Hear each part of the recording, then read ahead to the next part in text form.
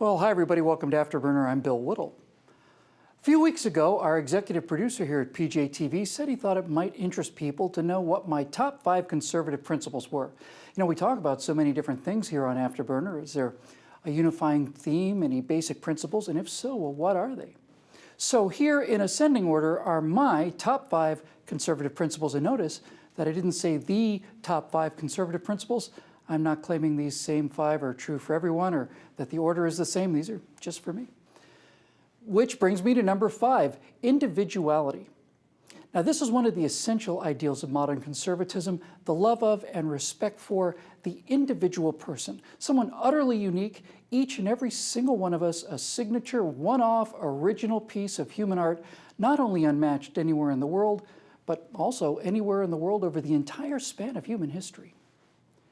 The United States was invented to be a home for the individual. It's hard to imagine after almost 250 years, but before this great experiment in human liberty, people were property. Peasants and serfs belonging to dukes and kings and shahs and emperors and all the rest.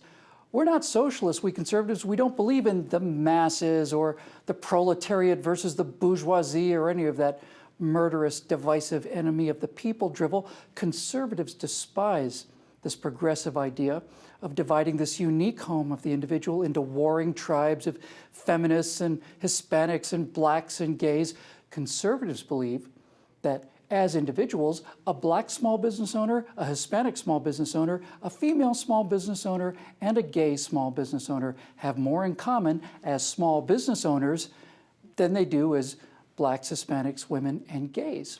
So when you get right down to it, we think one of the most conservative sentences ever written was, "I have a dream that my 4 little children will one day live in a nation where they will not be judged by the color of their skin, but by the content of their character." That incredibly conservative idea spoken by Martin Luther King of the individual is a long, long way from the race-baiting, groupthink, dependency plantation established and maintained by progressives today. Number 4, guns. You know, conservatives don't believe that you necessarily have to own a gun, but belief in gun ownership is a bedrock of conservative thinking, and here's why. First of all, conservatives respect the rule of law. The Second Amendment doesn't grant us the right to keep and bear arms. If you read it carefully, you'll see that it treats that right as inherent in every human being, and it's a right that pre-exists the Constitution or any government for that matter. It just says that the government does not have the ability to infringe upon that pre-existing right. Second, the right to keep and bear arms is a reflection of the value we place on individuals. We don't see crime, especially rape and murder, as statistics to be tweaked with social engineering. We see the destruction of precious, irreplaceable individual lives, and the ability to defend those lives is, in fact, the first and greatest right of them all. And furthermore, as students of history, we conservatives see the greatest threat to individual human beings, when you get right down to it, probably more deadly than all the wars combined and second only to disease as the taker of human life, is the systematic slaughter of hundreds of millions of people by their own governments. You know, the great progressive socialist Mao Zedong got something right, maybe by accident, but he got this one right. Political power, he says, grows out of the barrel of a gun. That power has killed tens, if not hundreds of millions under socialism, destroying the individual for the good of the masses and the paradise on earth that can only be achieved through mass murder. So we agree with Mao. That's why we don't want that power coming from the government. That's why we want the power that comes from the barrel of a gun in the hands of we, the people. Number 3, equality of opportunity. Look, the progressive political philosophy is really pretty simple. Take people's power and their money and use the poor as the moral fig leaf to cover the fact that progressive leaders can expropriate the wealth, the big jets, the limousines, vacations in the south of France, and endless golf junkets that they could never earn on their own. In order to pull off this larceny, they claim to be fair and to want to eliminate inequality. Well, there are 2 different kinds of human equality, equality of opportunity and equality of result. We conservatives believe in the first kind, equality of opportunity, because people are different. They're born different, and there's nothing anyone can do about that. Now, progressives will point to someone and say, he's so much richer than this other man. That's not fair. But you never hear him say, that man is so much taller than that other man. That's not fair. Or this woman is so much more beautiful than this other woman, and that's not fair. Or this guy is so much faster than this guy, or stronger, or smarter, or any of that. Why not? Why not launch a campaign to eliminate the human height inequality?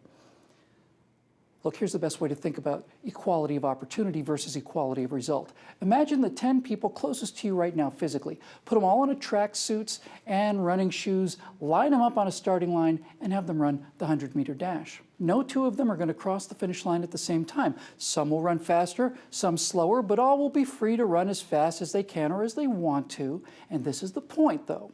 They all start from the same starting line. Conservatives believe in equality of opportunity. No one gets to start ahead of the line, and no one gets held back either. That means that while people are unequal in terms of their personal assets and liabilities, they're all equal under the law. No one is holding anyone back, and no one is giving anyone a head start. The progressive ideal, equality of result, means that instead of starting on the same line, everyone finishes at the same line and at the same time. So everybody ends up with the same house, the same car, same income, etc.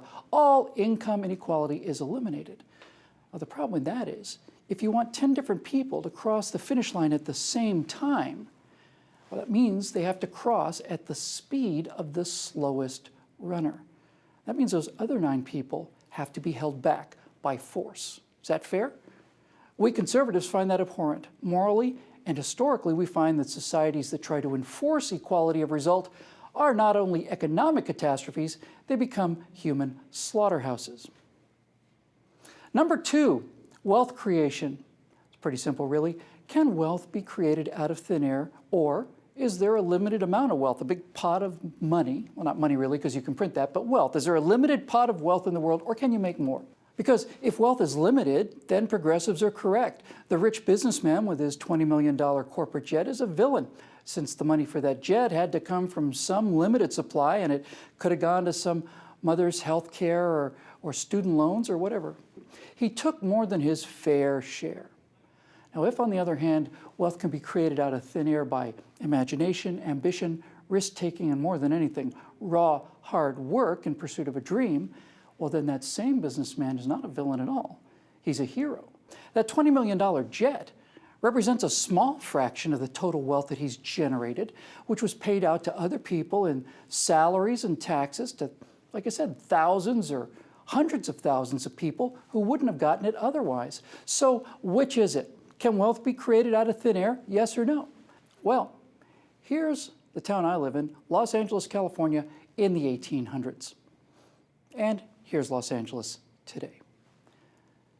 If the progressives are right and wealth is limited and can only be redistributed, then where'd all this stuff come from? Where'd all the Mercedes-Benzes and big screen TVs and air conditioning and skyscrapers and MRI machines and jet aircraft and video games and indoor plumbing and all the rest come from? Did we steal all this stuff from Africa, as they would have you believe? Of course not. Wealth can be generated out of thin air through trade, vision, and hard work. Conservatives believe if some people do not have enough pie, the answer is not to redistribute the pie. The answer is to bake more pies. Which brings us to my number 1 conservative value, freedom, responsibility. It's not one or the other. We conservatives believe that talking about freedom without responsibility, or vice versa, are non sequiturs. They're different sides of the same coin. Now, since we believe in individuals, we believe that they should be allowed to pursue their own personal happiness right up until the point where their pursuit infringes on someone else's pursuit. If you have the freedom to defend yourself with a firearm, you also have the responsibility to use and keep it safely, and you also bear the responsibility for crimes committed because of that firearm. If you're given the freedom of equality of opportunity, the ability to run as fast or as slow as you want without somebody holding you down and trying to hobble you, then you have a responsibility to play by the rules and accept the personal consequences for your behavior and your failures along that race. If you have the freedom to generate wealth, you have the responsibility to do it legally and fairly, obeying the law and paying the personal consequences if you cheat. It's just that simple. Look, these beliefs are not perfect because conservatives understand that nothing is perfect, least of all people. Some people will be murdered with guns. Some people will have 5 houses while others don't have any. It's not perfect. It's just the least bad solution.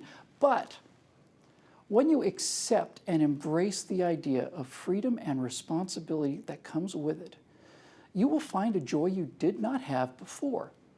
It's that transcendental happiness of realizing that you're not a piece of wood floating down a stream hoping for change, bitter, powerless, and resentful.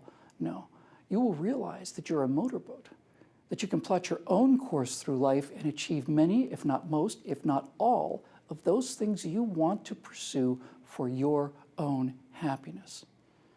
Understanding that, accepting that, the power of freedom and responsibility of your individual life is the best thing that ever happened to me. My friends, conservatism kicks ass.